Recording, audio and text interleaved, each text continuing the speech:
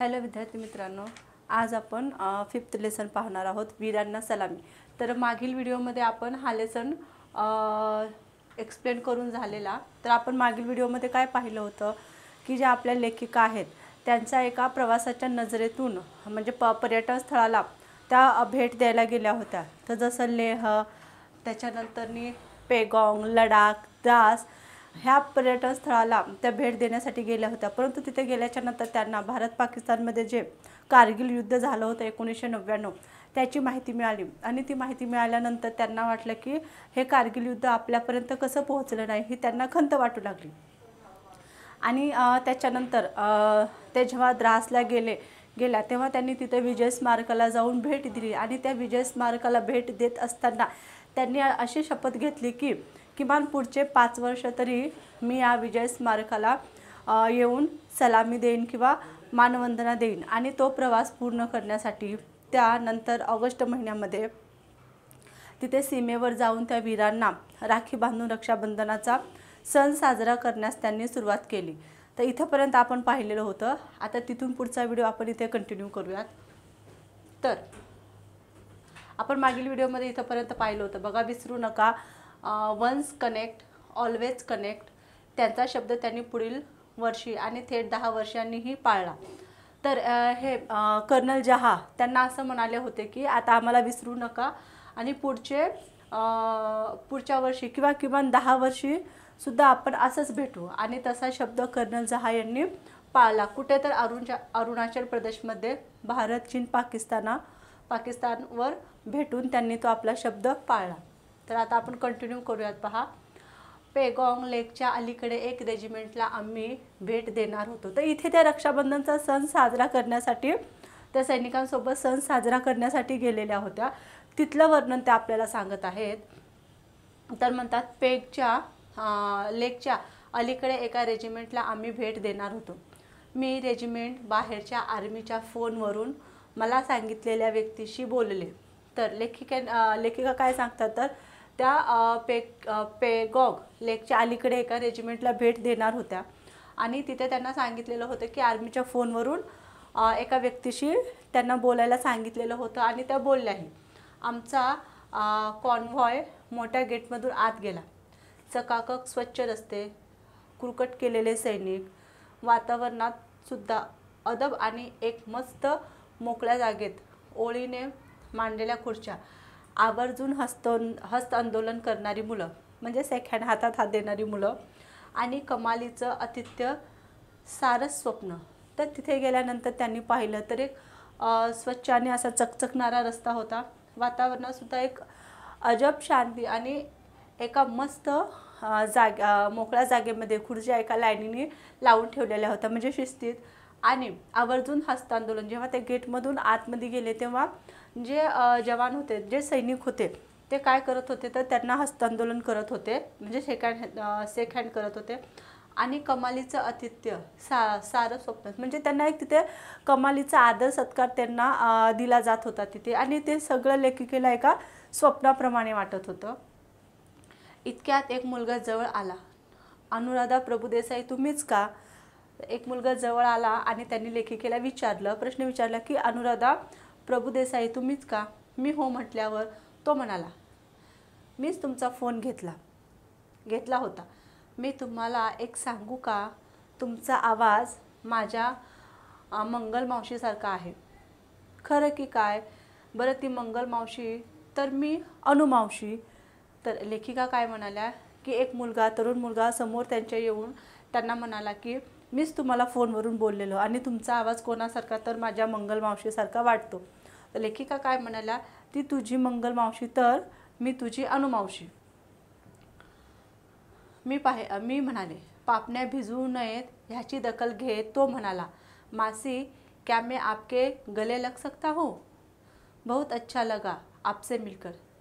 तर तो तरुण लेखिकेला म्हणाला की तुम्ही माझ्या मावशीसारखा तुमचा आवाज वाटला।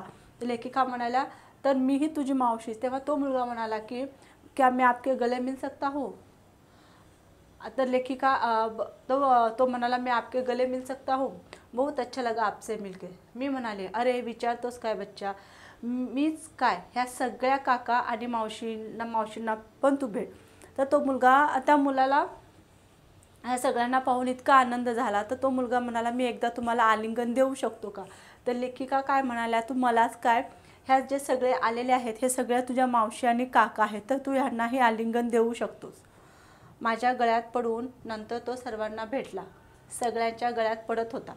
नंतर कळलं की त्याच्या मावस बहिणीचं लग्न ठरलं होतं आणि ते त्याच दिवशी होतं. तर जो मुलगा त्यांना फोनवरून बोललेला होता आणि जो म्हणाला की आम्ही आपके गले मिल सकता हो, तर त्याची जी मंगला मावशी होती तर तिच्या मुलीचं आज लग्न होतं. त्याच्यामुळे त्याला त्या लग्न ठरलं होतं आणि ते त्या दिवशी होतं. पण त्याला मिळालेली रजा काही कारणामुळे रद्द झाली होती. माझ्या आवाजात त्याची मावशी आणि सोबत आलेल्यामध्ये त्याचे नातेवाईक शोधत असणार तो. तर त्या मुलाला त्याच्या मावस बहिणीच्या लग्नाला जाता येत नव्हतं म्हणून त्याला वाईट वाटलं. आणि हे जे सर्व मंडळी तिथे भेट देण्यासाठी जे गेलेले होते तर त्याच्यामध्ये तो स्वतःचे नातेवाईक शोधत होता. ह्या सोहळ्याची साक्ष असलेले इतर मुलं माझ्याकडे आली आणि म्हणाली, मासी आप बड़ी पार्शल हो. क्यों, क्या हुआ बेटा? वो आपके गले मिल सकता है, हमने क्या पाप किया है?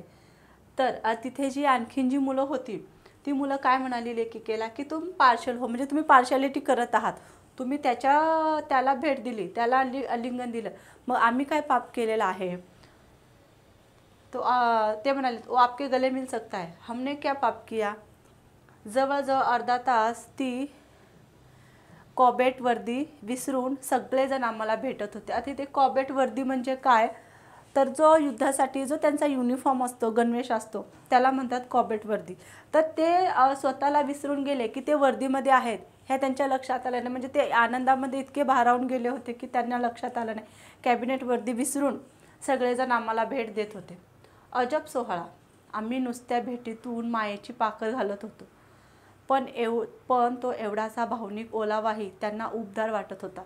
म्हणजे हे जे सैनिक आहेत ते आपल्या कुटुंबापासून दूर राहून आपल्या देशाची रक्षण करतात. तर त्यांच्या मनामध्येही त्यांच्या कुटुंबाबद्दल ओढ असेल, त्यांना जाऊन भेटण्याचे, त्यांच्या सुखादुःखात सामील होण्याची त्यांनाही इच्छा होत असेल. परंतु ते आपल्या देशाचं रक्षण करण्यासाठी इतके तत्पर आहेत तर त्यांना त्यांचा परमधर्म वाटतो. त्याच्यामुळे हे जे त्यांना भेटण्यासाठी जे गेले होते लेखिका वगैरे, तर त्यांच्यामध्ये त्यांना एक माया भेटत होती आणि ती मायेची ओलावा त्यांना काय तर ऊब देत होता. त्या सगळ्या खऱ्या त्रात्यांना राखी बांधून बाहेर पडलो. खऱ्या त्रात्यांना म्हणजे या वीरांना, ह्या जवानांना राखी बांधून बाहेर पडलो. त्यांच्या हातात बांधलेल्या राखीच्या धाग्याच्या बंधनात आम्ही कायमचे गुरफटलो. बीज अंकुरत होते, धुमारे फुटायला थोडा अवधी लागणार होता. तर लेखिका काय म्हणतात बघा, त्यांच्या हातात बांधलेल्या राखीच्या धाग्यात आम्ही गुरफटून गेलो होतो आणि आता आम्ही काय तर बीज अंकुरत होते, बीज रोवले होते, ते अंकुरत होते आणि धुमारे फुटायला म्हणजे त्या अंकुरातून पालवी फुटायला आता काय तर अवधी लागणार होता. प्रवासातील शेवटच्या टप्प्यात कारगिल आणि मग द्रासला जायला निघालो. तेव्हा कारगिलमध्ये शिरताना लागणाऱ्या एका पुलावर एक सैनिक तैनात होता. तर आता त्यांना काय तर शेवटचा टप्पा कारगिल आणि मग त्यांना द्रासला जायचं होतं. तेव्हा कारगिलमध्ये शिरताना लागणाऱ्या एका पुलावर एक सैनिक तैनात होता. आमच्या 4 गाड्यांची तपासणी चालू असतानाच मी त्याच्याशी गप्पा मारत होते. आता आतमध्ये जेव्हा त्यांना जायचं होतं तेव्हा बाहेर जो सैनिक तैनात होता तर तो गाडी चेक त्यांची करत होता की काय संदिग्ध वस्तू वगैरे असं काय त्यांना तिथं भेटते का, तर हे चेक करत होतो. तर लेखिका काय म्हणतात की तेव्हा चेकिंग चालू होती गाडीची, तेव्हा मी त्याच्याशी गप्पा मारत होते. कल आपको इसी रास्ते से वापस जाना है. तर तो सैनिक काय म्हणाला की कल आपको इसी रास्ते से वापस जाना है, बढ़िया, कल फिर मिलेंगे. तर लेखिका काय म्हणाल्या, बढ़िया, कल फिर मिलेंगे. नहीं, कल मैं नहीं रहूँगा, मेरा बड़ी होगा. मेरा बड़ी मतलब तर त्याचा साथीदार.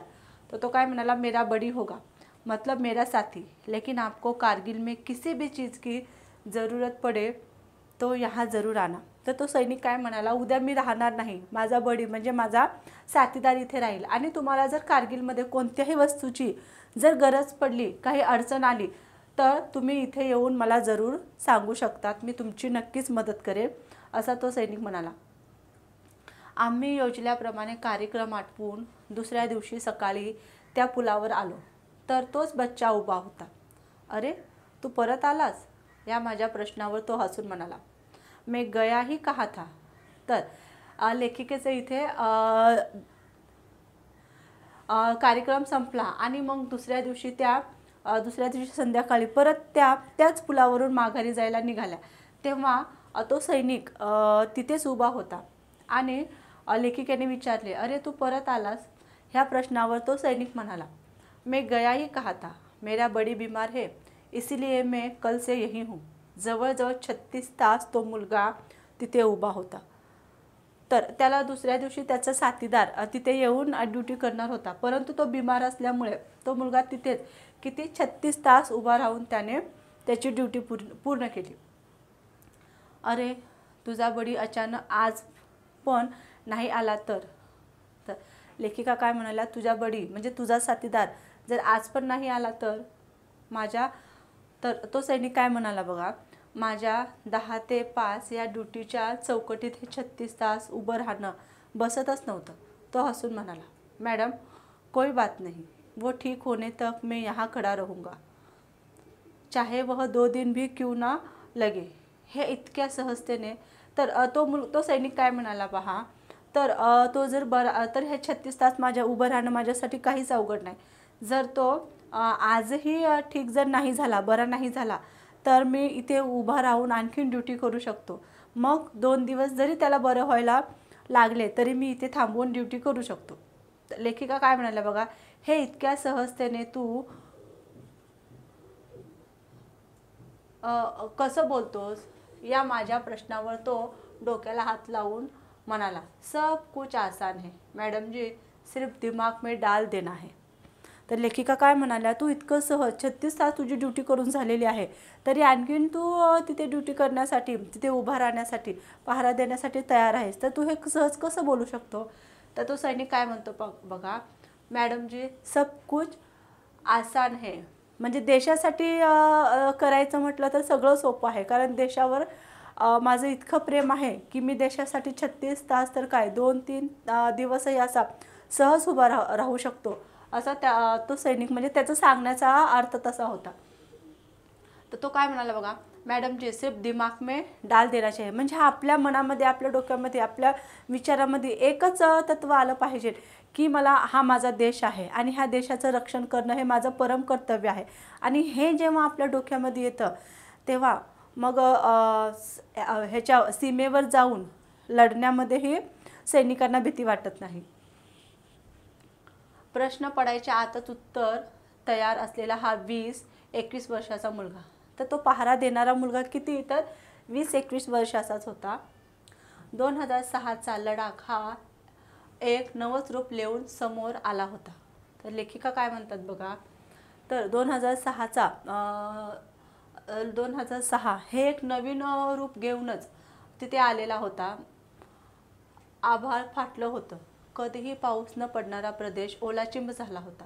बऱ्याच ठिकाणी नद्या सदृश पाणी वाहत होतं. तर लडाख या ठिकाणी जास्त पाऊस पडत नाही, परंतु जेव्हा लेखिका तिथे गेल्या होत्या, ऑगस्ट महिना होता, तो रक्षाबंधनचा सण होता, तर लेखिका तिथे गेल्या होत्या.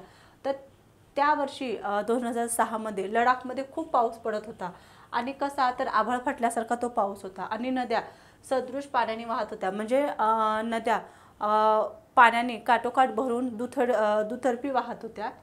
तिथल्या लडाखी मुलांना हे सगळं अप्रूपच वाटत होतं. आता इथे अप्रूप म्हणजे काय, तर नवल. तर तिथे जे लडाखमध्ये जे मुलं होती, जे सैनिक होते, त्यांना हे सगळं अप्रूप वाटत होतं, कारण तिथे जास्त पाऊस पडत नाही, परंतु त्या वर्षी खूप पाऊस होत होता आणि ते पाहून त्यांनाही नवलच वाटत होतं. लेहला सुखरूप पोहोचलो, पण पुढील सगळे मार्ग बंदच होते. एकच मार्ग उघडा होता, कर्नल झा. तर जेव्हा ते तिथून निघाले तर लेहला ते सुखरूप पोहोचले, परंतु तिथून पुढे त्यांना जायचं होतं, परंतु सगळे रस्ते काय झाले होते, तर बंद झाले होते. आणि त्यांना आता एकच मार्ग त्यांच्यासाठी खुला होता किंवा त्यांच्या लक्षात आलं की आता त्यांना कर्नल जहाकडे जेव्हा ते जातील तेव्हाच त्यांना तिथून पुढे जाण्यासाठी मदत मिळेल, त्यांना भेटल्याशिवाय जायचं नाही। दिमाग में डाल दिया था। लेखिकेने विचार केला की आता आपण कर्नल जहाला भेटल्याशिवाय जायचं नाही। बरोबर 5 वाजता दिमागदार वळण घेत कर्नल जहा यांची गाडी प्रवेश करीत झाली। आम्ही आलो आहोत हा निरोप पाठवल्यानंतर त्यांनी अतिशय प्रेमानं आमचं स्वागत केलं। तर आता ते कर्नल जहाकडे आले आहेत आणि आता कर्नल जहाला त्यांनी निरोप दिला तेव्हा त्यांनी अतिशय प्रेमाने लेखिकेचा आणि त्यांच्यासोबत आलेले जे त्यांचे साथीदार आहेत तर त्यांचं त्यांनी कर्नल जहांनी कसं तर प्रेमाने स्वागत केलं। आमची अडचण समजून त्यांनी कुठले मार्ग खुले आहेत वगैरे चौकशी केली। निसर्गापुढे आपलं काहीच चालत नाही, उदास होऊ नका, आपके हौसले बुलंद है। तर कर्नल जहा काय म्हणाले तर त्यांना त्यांची अडचण समजून त्यांनी काय केलं तर कुठले रस्ते रिकामे आहेत किंवा ते कोणत्या मार्गाने आता पुढचा प्रवास करू शकतील याची त्यांनी चौकशी करायला सुरुवात केली। आणि नंतर कर्नल जहा काय म्हणाले की निसर्गापुढे आपलं काहीच चालत नाही, तुम्ही उदास होऊ नका, म्हणजे तुम्ही चिंता करू नका, काळजी करू नका, आपके हौसले बुलंद है। म्हणजे तुम्ही जे करत आहात ते खूप मोठं काम आहे आणि खूप म्हणजे सैनिकांसाठी जे तुम्ही इतकं करत आहेत ते तुमचं करणं खूप मोठं आहे, त्याच्यामुळे काय करू नका, तर तुम्ही उदास होऊ नका, तुमचे हौसले कसे आहेत तर बुलंद आहेत। कार्यक्रमात बदल करून आता आधी कारगिलला जा, 2 दिवसांनी तुम्ही येईपर्यंत सगळे रस्ते मोकळे होतील। तर कर्नल जहा काय म्हणाले की तुम्ही आता कार्यक्रमात तुमच्या बदल करा, तुम्हाला जिथे जायचं होतं आता तिथला कार्यक्रम तुम्ही रद्द करून अगोदर कारगिलला जा आणि जेव्हा तुम्ही कारगिलवरून रिटर्न म्हणजे वापस याल तेव्हा 2 दिवसांनी काय तर सगळे रस्ते मोकळे होतील, ज्या नद्या वाहत होत्या पाण्याने भरून त्या थोड्या कमी होतील असे ते म्हणाले। हॉटेलवर पोहोचल्यावर आमचे उजळलेले चेहरे पाहून सगळ्यांच्या मनातील मळप दूर झाला। तर त्यांचे उजळलेले चेहरे पाहून सगळ्यांच्या मनातील मळप दूर झाला, मळप म्हणजे काय तर चिंता दूर झाली। कर्नल जहा यांच्या सूचनेप्रमाणे आम्ही आधी कारगिल द्रास या ठिकाणाकडे निघालो। तर कर्नल जहा त्यांना काय म्हणाले होते की तुम्ही तुमचा कार्यक्रम थोडा चेंज करा, तर तुम्ही अगोदर कारगिलला जा आणि तिथून 2 दिवसांनी जेव्हा येणार तेव्हा रस्ते कसे तर मोकळे होतील। आणि मग त्यांनी ठरवलं तर लेखिकेने काय केलं तर अगोदर कारगिल आणि द्रास या ठिकाणाकडे त्या निघाल्या, म्हणजे तिथल्या सैनिकांसोबत रक्षाबंधन साजरा करण्यासाठी त्या तिथे निघाल्या। कारगिल द्रास येथील विजयस्तंभ, Tololing, 3 pimple, Batra top, Tiger Hill आता अगदी परिचयाचे वाटू लागले होते। तर लेखिका काय म्हणतात बघा, आता कारगिल, द्रास किंवा तेलोलिंग, 3 पीपल हे आता काय तर ते सगळे त्यांच्या परिचयाचे त्यांना वाटत होते।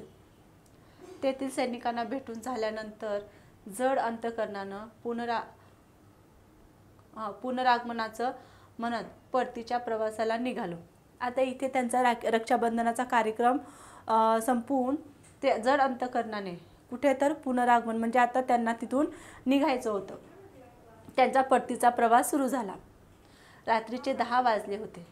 आत्ता तासाभरात लेहला पोहोचू, उद्या कुठं जायची याची आखणी सुरू झाली। अचानक गाडीला आणि आमच्या विचारांना करकचून ब्रेक लागला। तर आता ते रात्रीचे 10 वाजले होते आणि आता तासाभराने ते लेहला पोहोचणार होतं, तेव्हा त्यांचं प्लॅनिंग सुरू झालं की आता उद्या कुठे जायचं आहे आणि कसं जाणार हे सगळं त्यांच्या डोक्यामध्ये विचार चालू होते। तेव्हा काय झालं तर गाडीला अचानक ब्रेक लागला। थंडीमुळे चेहरे झाकाळलेले 3 जण टॉर्चच्या प्रकाशात भयान वातावरणाला अगदी गडद करत आम्हाला परत जायला सांगत होते। तर त्यांच्या गाडीला ब्रेक लागला आणि तिथे भरपूर थंडी होती, पावसाचे दिवस होते त्याच्यामुळे थंडी खूप होती आणि थंडी असल्यामुळे एकदम असे चेहरे झाकून 3 जण टॉर्च म्हणजे बॅटरी घेऊन तिथे आले आणि त्यांनी काय केलं तर ह्यांना परत जायला सांगितलं, म्हणजे आता इथून गाडी पुढे जात नाही तर तुम्ही आता इथूनच रिटर्न जा असे ते सांगत होते। कारण पुढे खलसेचा पूल कोसळला होता, बाहेर मिठ्ठ काळोख, अनोळखी रस्ता, सोबत 10 तरुण मुली, रस्ता बंद, माघारी जाणं शक्य माघारी जाणं अशक्य, पुढं जाणं दुरापास्त म्हणजे पुढं जाणंही त्यांना शक्य नव्हतं. एकच आधार, आर्मी पोस्ट. तर आता इथे पूल कोसळलेला आहे, त्याच्यामुळे ते पुढेही जाऊ शकत नव्हते. काळोख आहे, रात्रीचे 10 वाजल्या होत्या आणि ते आता माघारी जाऊ शकत नव्हते आणि त्यांच्यासोबत तरुण मुलीही होत्या. तर आता त्यांना पुढं जाणंही अशक्य आणि मागं जाणंही अशक्य झालं होतं. तर त्यांना आता एकच आधार दिसत होता, म्हणजे ते तिथं जाऊ शकतात. तर ते काय होतं, तर आर्मी पोस्ट. पुढे केवळ 500 किलोमीटरवर आर्मीचं ट्रॅफिक चेक पोस्ट म्हणजेच TCP आहे, असं त्या 3 जवानांनी सांगितलं. भाई साहब, हमारे 34 लोगों का परिवार आपके हवाले करते हैं, सिर्फ TCP तक जाने की इजाज़त दीजिए. तर लेखिका काय म्हणाले की आता ह्या 35 लोकांचा जो परिवार आहे, म्हणजे 35 लोक तिथे सीमेवर रक्षाबंधनाचा सण साजरा करण्यासाठी गेलेले होते. तर आता हा माझा परिवार आहे, आता मी तुमच्या हवाले करते आणि तुम्ही आम्हाला फक्त पुढे जाण्याची इजाज़त म्हणजे पुढे जाण्याची तुम्ही आम्हाला आता इथे परवानगी द्या. अगर कुछ बात न बनी तो हम वापस जाएंगे. आम्ही त्या तिघांसमोर सपशेल शरणागती पत्करली. तर इथे लेखिकेने त्यांना रिक्वेस्ट केली की तुम्ही आम्हाला पुढे जायची परवानगी द्या आणि जर काही आमची व्यवस्था झाली तर ठीक आहे आणि जर नाही झाली तर हम वापस जाएंगे, म्हणजे आम्ही परत इथून रिटर्न जाऊ. आणि काय केली तर त्यांना तिघांसमोर सपशेल शरणागती पत्करली, म्हणजे त्यांना रिक्वेस्ट करत होते. गाडीतील प्रत्येकाच्या चेहऱ्यावरची भीती लपत नव्हती. आम्हीही धैर्याचा मुखवटा चढवला होता, म्हणजे भीती तर वाटतच होती लेखिकेला, परंतु धैर्याचा म्हणजे चेहऱ्यावर ते भीती दिसू देत नव्हत्या. तुम्ही गाडीतच बसा, आम्ही आत्ता येतो, असे सांगून आम्ही गाडीतून खाली उतरलो. TCPवर पोहोचलो. भीती आणि थंडीमुळे थरथरणाऱ्या आम्हाला गरम पाणी देऊन सैनिकांनी उबदार स्वागत केले. रात्रीचे 10:30 वाजले होते. खूप खटपटीनंतर कर्नलला फोन लागला आणि समोरून आवाज आला, अरे कैसे हो आप? मी तुमच्याच फोनची वाट पाहत होतो. चिंता करू नका, माझा एक बंदा येईल, तुमची त्या युनिटमध्ये राहायची सोय होईल. उद्या मी संपर्क करतो. रात्री 10:30 पर्यंत आमची वाट पाहणारे, पुढची सोय करून ठेवणारे कर्नल. सेवा परमो धर्म. लष्कराबद्दलच्या आत्मीयतेच्या अभिमानाच्या पोतडीत आमच्यावरील ऋणाचं एक गाठोडं जमा होत होतं. तर TCPपर्यंत ते पोहोचले आणि तिथे गेल्यानंतर त्यांना गरम पाणी वगैरे देऊन त्यांचं उबदार तिथे स्वागत करण्यात आलं आणि खूप खटाटोपीनंतर एक फोन लागला. कर्नलला फोन लागला आणि समोरूनच आवाज आला की आप कैसे हो? आणि ते काय म्हणाले की मी तुमच्याच फोनची वाट पाहत होतो, चिंता करू नका, माझा एक बंदा येईल आणि तुमची त्या युनिटमध्ये राहायची सोय केली जाईल, असे ते कर्नल म्हणाले. आणि नंतर उद्या मी संपर्क करतो. 10:30 पर्यंत आमची वाट पाहणारे, पुढची सोय करून ठेवणारे कर्नल होते त्यांचं मत काय होतं, ते कर्नलचं मत काय होतं, तर सेवा हा परमधर्म, म्हणजे सगळ्यांची सेवा करणं हे आमचं परम कर्तव्य आहे. लष्कराबद्दलच्या आत्मीयतेच्या अभिमानाच्या पोतडीत आमच्यावरील ऋणाचं एक गाठोडं जमा होत होतं. म्हणजे ते तिथं गेल्याच्या नंतर लेखिका तिथं जेव्हा पोहोचल्या होत्या लडाख, कारगिल किंवा लेहला, तेव्हा त्यांच्यावर खूप अडचणी म्हणजे त्यांच्यासमोर खूप अडचणी येत होत्या, परंतु त्या सर्व अडचणीमध्ये लष्कराच्या जवानांनी किंवा त्या कर्नलनी त्यांची मदत केली. त्याच्यामुळे लेखिका काय म्हणतात, तर आता आमच्यावर त्या सगळ्यांच्या ऋणाचं एक गाठोडं म्हणजे पोथी गठुडे जे असतात ना, तर ती आमच्यावर जमा होत होती. गालावरती वाहणाऱ्या अश्रूंच्या माळा एका क्षणात हिरेजडित झाल्या, जेव्हा समोर उंच दणकट मेजर आकाश हस्तमुखाने समोर आला आणि म्हणाला, या माझ्या मागोमाग. का, कसे, कुठे प्रश्न नव्हता, फक्त त्यांच्या गाडीच्या मागून अंधारात मागोमाग जायचं होतं. तर लेखिका काय म्हणतात बघा इथे, तर गालावर जे त्यांच्या अश्रू आले होते, तर ते आता अश्रू त्यांना ते अश्रू नव्हे तर एखाद्या हिऱ्यासारखे वाटत होते. का, तर त्यांना जेव्हापासून ज्यांची वाट पाहत होते ते मेजर आकाश आता तिथे हसतमुखाने आले आणि त्यांनी त्यांची मदत केली. ते म्हणाले की आता माझ्या मागोमाग तुम्ही चला, म्हणजे ते त्यांची राहण्याची व्यवस्था करणार होते. एखादी मूर्दमुखी गाजून आलेल्या योद्ध्याप्रमाणे युनिटमधील 8-10 जणांनी आमचं जोरदार स्वागत केलं. आधी आम्हा 36 जणांना वाफाळलेला चहा आणि गरमागरम भजी खाऊ घातली. वयाप्रमाणे 4 ठिकाणी राहण्याची सोय केली. तर आता एखादी मूर्दमुखी गाजून आलेल्या योद्धा म्हणजे फार मोठा पराक्रम करून आलेल्या एखाद्या योद्धाप्रमाणे त्यांचं स्वागत इथं केलं 8-10 जवानांनी. आणि त्याच्यानंतर जे 36 जण गेले होते त्यांच्यासाठी चहा आणि गरम भजी त्यांना खाऊ घातली. आणि त्यांच्या वयाप्रमाणे म्हणजे वयाचा विचार करून तिथे 4 ठिकाणी म्हणजे डिवाईड करून 4 ठिकाणी त्यांची राहण्याची सोय केली. टेलिफोन लावून दिले.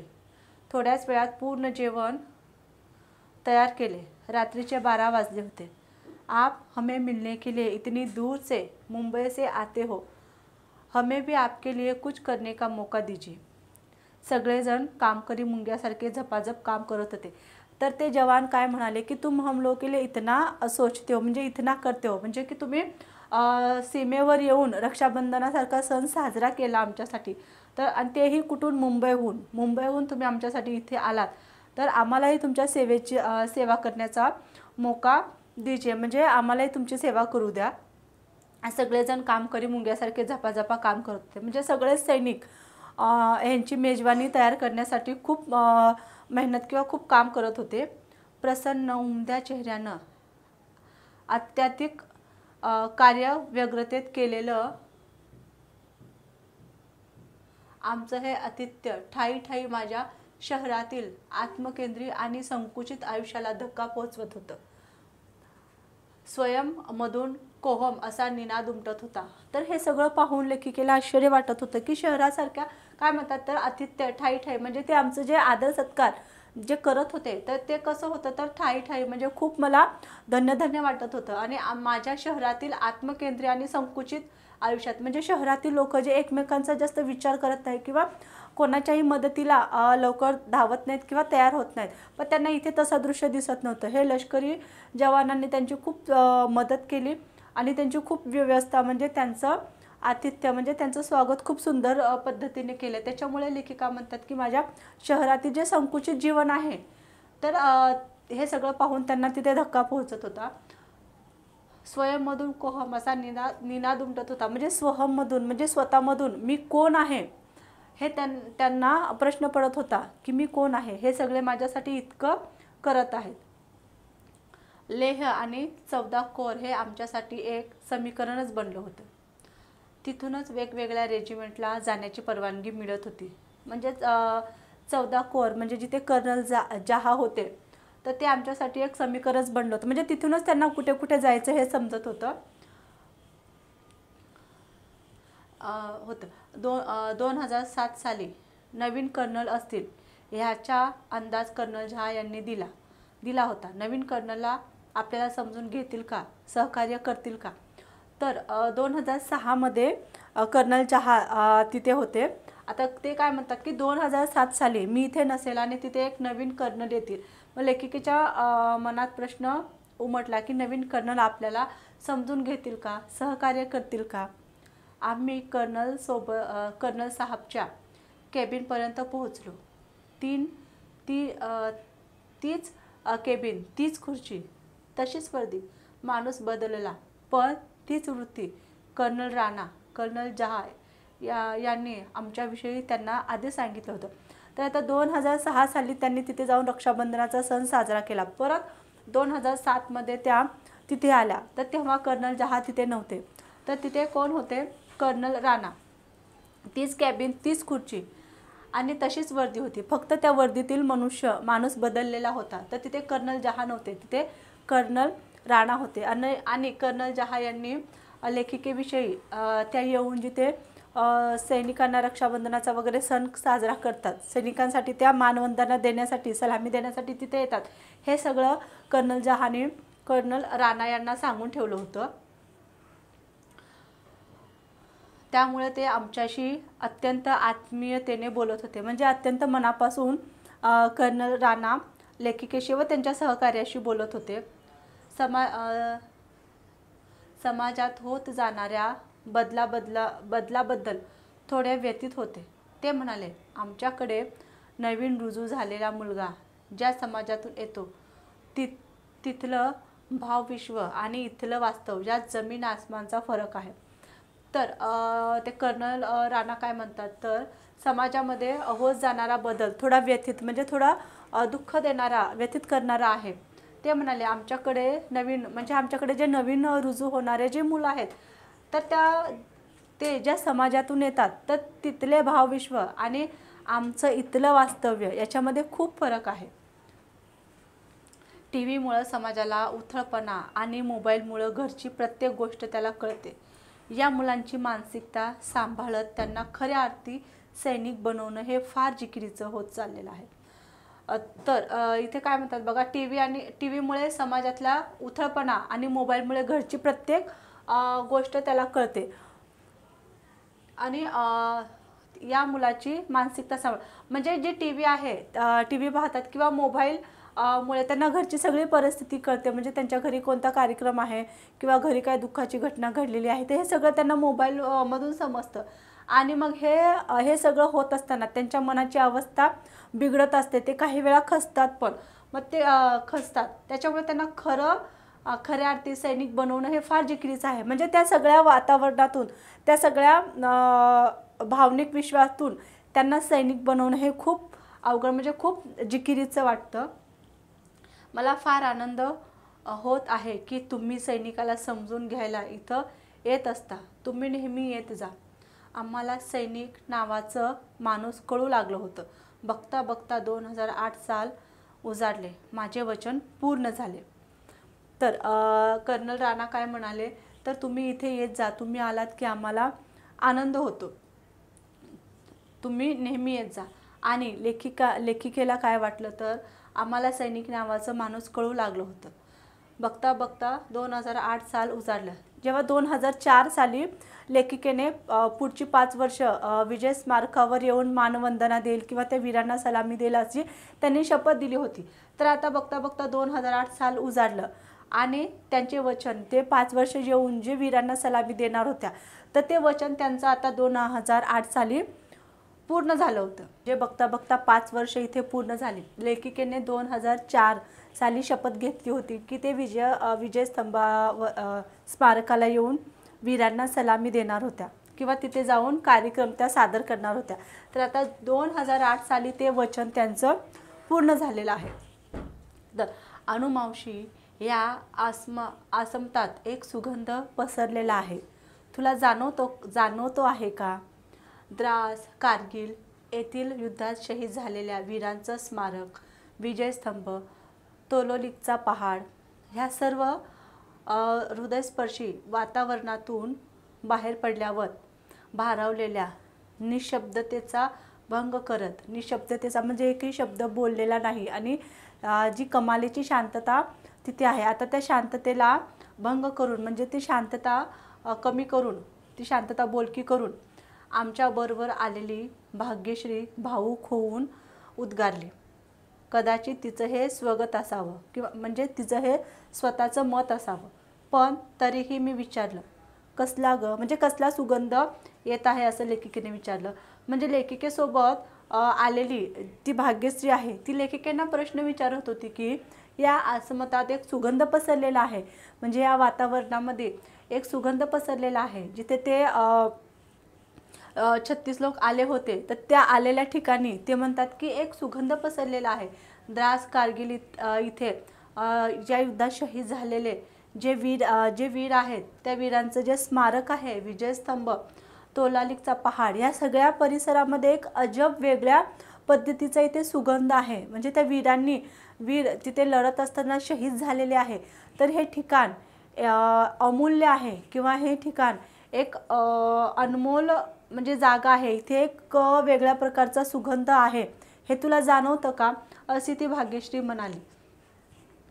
भाग्यश्री जणू, लेखिका काय म्हणतात बघा पुढे, भाग्यश्री जणू आमच्यात नव्हतीच, तिचं स्वतःशीच बोलणं चालू होतं. तर तिथे आलेली जी भाग्यश्री आहे ती लेखिकेसोबत जी लोक आलेली होती त्यांच्यासोबतच ती नव्हती. ती कुठेतरी तिच्या एकटीला बडबडत होती, ती कुठेतरी तिच्या स्वतःच्या विश्वात गेली होती आणि ती स्वतःशीच बोलत होती. अगं, ह्या वातावरणात भारतीयत्वाचा सुगंध आहे. इथल्या प्रत्येक डोंगरमाथा वीरश्रीचा साक्षीदार आहे. तर लेखिका काय म्हणतात बघा, ह्या वातावरणात काय आहे तर सुगंध आहे. कोणता सुगंध आहे इथे तर भारतीयत्वाचा सुगंध आहे. इथल्या प्रत्येक डोंगर माता वीरश्रीची साक्षीदार आहे. म्हणजे ज्या वीरांनी जे वीर इथं शहीद झालेले आहे तर त्या शहीदांची साक्ष देणार आहे. इथल्या मातीच्या कणाकणात कारगिल युद्धाचा रोमांचकारी इतिहास आहे. म्हणजे अंगावर शहारा आणणारा इतिहास या मातीमध्ये किंवा या कारगिलच्या मातीमध्ये कणाकणामध्ये म्हणजे मातीमध्ये तो रोमांचकारी इतिहास म्हणजे अंगावर शहारा आणणारा इतिहास आहे. तो रोमारोमात जाणवतो आहे. आत्तापर्यंत कधीच अशी जाणीव झाली नव्हती. देशप्रेम, देश अभिमान फक्त सैनिकापुरताच किंवा सीमेवरच असतो का ग? आपला आणि त्यांचं काही देणं घेणं लागत नाही का? लेह, नुब्रावली, पेगॉग, लेक आणि शेवटी द्रास, कारगिल अशा अव्याहत प्रवासात सतत भेटणारे भरभरून बोलणारे जवान, त्यांची लष्करी अदब, प्रांत, धर्म, जात, भाषा अशा कुठल्याही प्रतिबंधाचा स्पर्शही नसलेला केवळ भारतीयत्वाचा सुगंध ल्यालेले सरहद्दीवर ठाम उभे राहिलेले आपले जवान, त्यांच्या शौर्याची, धाडसाची, खडतर साहसाची सतत आठवण राहील. काय म्हणतात बघा इथे लेखिका, जे आपल्याला लेह, नोब्रेल, पेगॉग आणि लेह शेवटी द्रासमध्ये जे भेटलेले जे आपले सैनिक आहेत तर त्या सैनिक भरभरून बोलला म्हणजे ते भरभरून आपल्याशी बोलत होते. त्यांची लष्करी अदब, प्रांत, धर्म, जात अशा कुठल्याही प्रतिबंधाचा स्पर्श नव्हता. म्हणजे त्यांना कोणताही प्रांत किंवा धर्म, जात हे ते मानत नव्हते आणि त्याचा त्यांना कसलाही स्पर्श नव्हता. केवळ भारतीयत्वाचा म्हणजे फक्त आपण भारतीय आहोत हेच फक्त त्यांच्या मनामध्ये रुतलेलं होतं. हाच फक्त तिथे सुगंध होता. सरहद्दीवर ठाम राहिलेले जवान, त्यांच्या शौर्याची, धाडसाची, खडतर साहसाची सतत आठवण होईल. तर लेखिका काय म्हणतात बघा, ते धाडसाने जे आपल्या सीमेचं रक्षण करत आहेत त्यांच्या धाडसाची आणि खडतर प्रवासाची म्हणजे कोणत्याही प्रतिकूल परिस्थितीमध्ये ते तटस्थ उभे राहून देशाचं रक्षण करतात. तर हे सगळं काय तर आम्हाला आठवणीत राहील. म्हणून सुरू केलेल्या मिशन लडाखचं हे शेवटचं 5वं वर्ष. भाग्यश्रीच्या आणि बरोबर आलेल्या प्रत्येकाच्या मनात ही संवेदना निर्माण झाली. हे त्याचंच फलित. यासाठीच केलेला हा अट्टास. तर लेखिका काय म्हणतात बघा, हे सगळं जे आम्ही केलेलं आहे तर त्याचं जे माझ्यासोबत जे 35 लोक आलेले होते तर त्यांच्या मनामध्ये एक संवेदना निर्माण झाली. म्हणजे त्यांच्या मनामध्ये एक देशप्रेम निर्माण झालं, सैनिकांबद्दल आदर निर्माण झाला की कोणत्याही प्रतिकूल परिस्थितीमध्ये, अतिशय बिकट अवस्थेमध्ये हे सैनिक देशाचे रक्षण करतात आणि देशाचे रक्षण करीत असताना कोणतेही जात, धर्म हे त्यांच्या मनामध्ये येत नाही. त्यांच्या मनामध्ये फक्त काय आहे तर आपण भारतीयत्व आहे. तर हे सगळं ह्या 35 लोकांच्या मनामध्ये संवेदना त्याबद्दल निर्माण झाली आणि लेखिका म्हणतात ही संवेदना निर्माण करण्यासाठीच आम्ही काय तर हा अट्टास केलेला होता. गेल्या 5 वर्षात एक मात्र निश्चित जाणवलं की तिथे गेल्यावर आपला अहंकार, बडेजाव आणि प्रतिष्ठितपणाची सडलेली पूट निखळून जाते.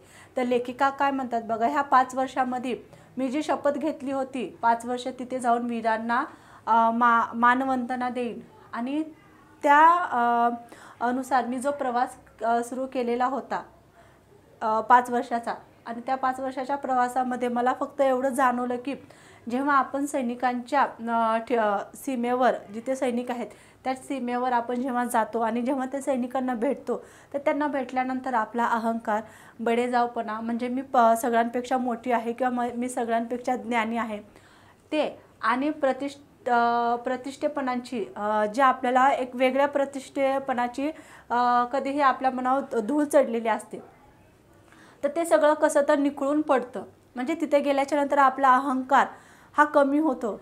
त्या सैनिकांना त्या प्रतिकूल परिस्थितीमध्ये देशाचं संरक्षण करताना पाहिल्यानंतर आपल्या लक्षात येते की अहंकार हा काही उपयोगाचा नाही, देशप्रेमच हे सगळ्यात मोठं आहे.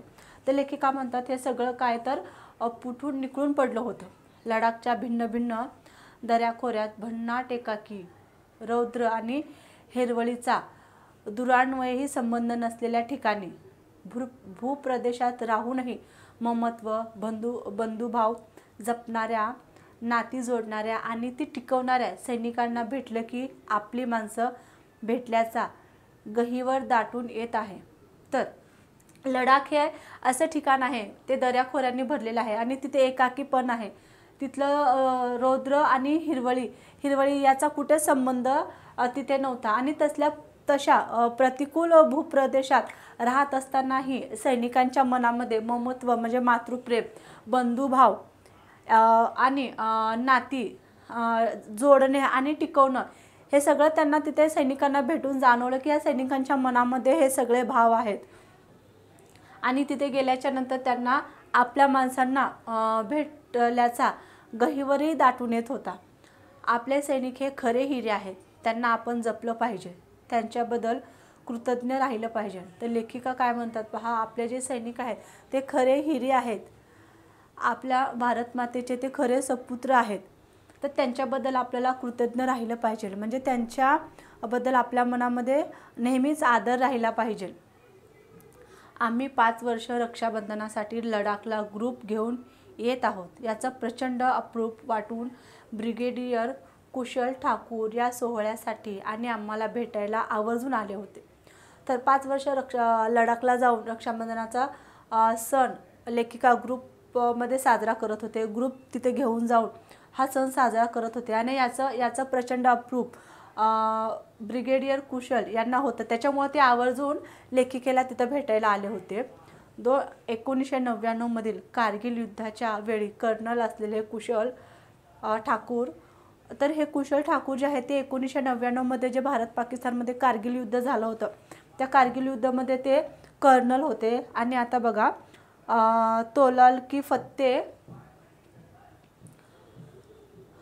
करण्याच्या योजनेचे शिल्पकार होते. म्हणजे तोलोलिकचा प्रदेश हा त्यांनी जिंकून म्हणजे शत्रूकडून त्यांनी काबीज केलेला होता, तर त्याचे ते शिल्पकार होते.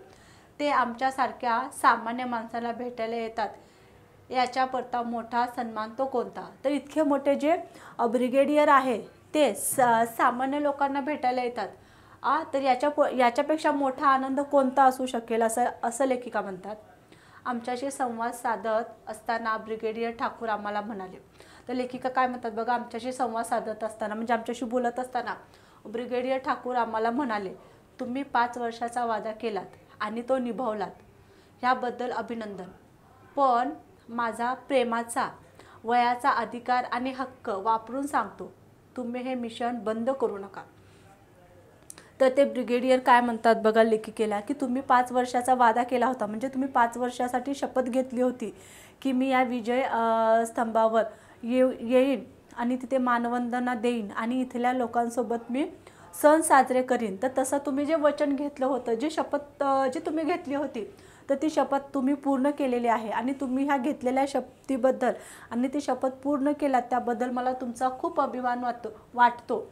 परंतु ते म्हणतात की माझ्या वयाच्या अधिकाराने आणि हक्काने मी तुम्हाला सांगतो की तुम्ही हे मिशन बंद करू नका. म्हणजे हे जे तुम्ही करत जे आहात कार्य, की सीमेवर जाऊन सरहद्दीवर जाऊन तुम्ही जी जवानांशी चर्चा करतात किंवा त्यांच्याशी संवाद साधतात, त्यांच्याशी सण साजरे करतात, त्यांना मानवंदना देतात आणि त्यांच्यामधला आणि सर्वसामान्य लोकांमधला जो मायेचा, जो तुम्ही आदराचा जो पूल तयार करत आहात, तर हे करण्याचं जे तुमचं काम आहे, हे जे मिशन आहे तुमचा, तर तो तुम्ही बंद करू नका.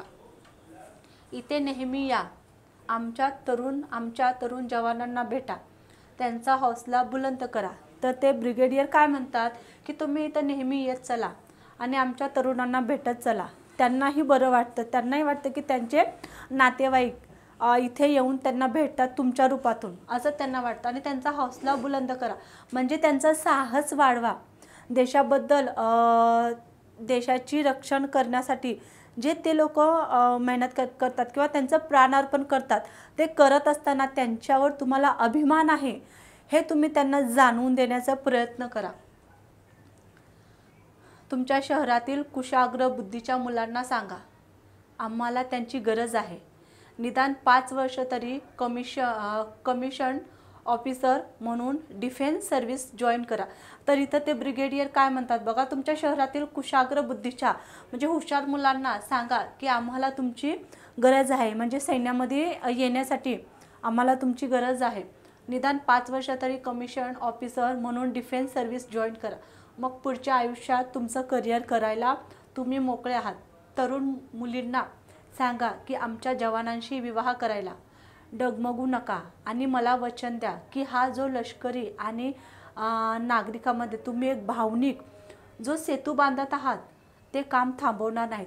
तर ब्रिगेडियर इथे काय म्हणतात बघा की तुम्ही तुमच्या शहरातील हुशार मुलांना सांगा की त्यांची आम्हाला गरज आहे सैन्यामध्ये लष्कर म्हणून, आणि तुमच्या मुलींना सांगा की तुम्ही आमच्या सैनिकांशी लग्न करायला डगमगू नका. असे बरेचसे आईवडील असतात की त्या मुलींचं लग्न जे मिलिटरीमध्ये मुलं आहेत त्यांच्याशी करत नाहीत. त्यांना भीती वाटते की युद्धाच्या वेळेस किंवा असं काय झालं अनर्थ तर माझ्या मुलीचं काय होईल, ते घाबरतात. म्हणजे स्वार्थीपणा त्यांचा तिथं दिसतो. तर इथे हे ब्रिगेडियर काय म्हणतात की तुम्ही तसं त्यांना सांगा त्या मुलींना की आमच्या जवानांशी विवाह करायला डगमगू नका आणि तुम्ही हा जो लष्कर आणि सर्वसामान्य जे नागरिक आहेत त्यांच्यामध्ये जो तुम्ही भावनिक सेतू जो पूल बांधत आहात म्हणजे लष्कर आणि सर्वसामान्य नागरिकांना जवळ आणण्याचं जे काम करत आहेत लष्कराच्या बद्दल नागरिकांच्या मनामध्ये जे तुम्ही आदरभाव निर्माण करण्याचा जो प्रयत्न करत आहेत तर ते तुम्ही इथे थांबवू नका. इथे ब्रिगेडियर काय म्हणतात त्यांना की जो तुम्ही हे जे लष्करामधला आणि नागरिकांमध्ये जो भावनिक जो तुम्ही पूल बांधण्याचा भावनिक सेतू जो बांधण्याचे जे तुम्ही काम करत आहात तर ते काम तुम्ही थांबवणार नाही. वातावरणात नीरव शांतता म्हणजे वातावरण जे ब्रिगेडियर जेव्हा बोलत होते तेव्हा वातावरणात खूप शांतता झाली होती. तर ते नीरव शांतता त्याचा भंग करत मी आवेगाने म्हणाले, म्हणजे ती शांतता भंग करत तर लेखिका आवेगाने म्हणजे उत्साहाने म्हणाल्या, नक्की सर, हे काम मी कधीच थांबवणार नाही. लेखिका काय म्हणाल्या, हे सेतू जो भावनिक सेतू बांधण्याचा जो मी काम घेतलेला आहे, जी मी शपथ घेतलेली आहे तर ते मी कधीच थांबवणार नाही. तोलोलिक पहाडीवरून वाहणाऱ्या वाऱ्याच्या झुळकेने जणू कानात हळूच म्हटले, तथास्तु. भासच होता तो, पण अंगावर रोमांच उठले. न कळत तोलोलिकला सेल्यूट ठोकला. माघारी वळले. ते ह्या वीरांच्या त्यागाला समर्पणाला अधिक लायक, अधिक जबाबदार, विवेकी आणि देशाबद्दल कर्तव्याची जाण असलेली भारतीय नागरिक बनून युवकांनाही तसेच बनवण्याचा आटोकाट प्रयत्न करेन. तर लेखिका तिथून जेव्हा निघाल्या तेव्हा त्यांनी मनात ठरवलं की जेव्हा मी माघारी ठरवलं की या वीरांच्या त्यागाला समर्पणाला मी अधिक लायक बनेन आणि अधिक जबाबदार बनेन, म्हणजे अधिक जबाबदारीने मी काम करेन. विवेकी आणि देशाबद्दल कर्तव्याची जाण मी नेहमी माझ्या मनामध्ये ठेवेन आणि भारतीय असलेले मी भारतीय आहे हे मी नेहमी माझ्या मनात आणि माझ्या लक्षात ठेवीन आणि भारताची एक सुसज्ज एक जबाबदार नागरिक मी बनेन आणि युवकांनाही मी तसेच बनवेन, असं लेखिकेने तिथे मनामध्ये विचार केला. आणि ह्याच्यासाठी मी आटोकाट प्रयत्न करेन. का तर असे सैनिकांना आश्वासन देऊन, तर हे सगळे आश्वासन त्यांनी तिथे जे सैनिक होते ते सैनिकांना आश्वासन दिले. कारण ते म्हणतात त्यांनी आश्वासन म्हणजे त्या लष्करी सैनिकांना त्यांनी हे सगळं आश्वासन दिलं आणि नंतर ते लष्करी जवान काय म्हणतात लेखिकेला, तर माघारी जेव्हा जाल परतून ओळख द्या आमची त्यांना.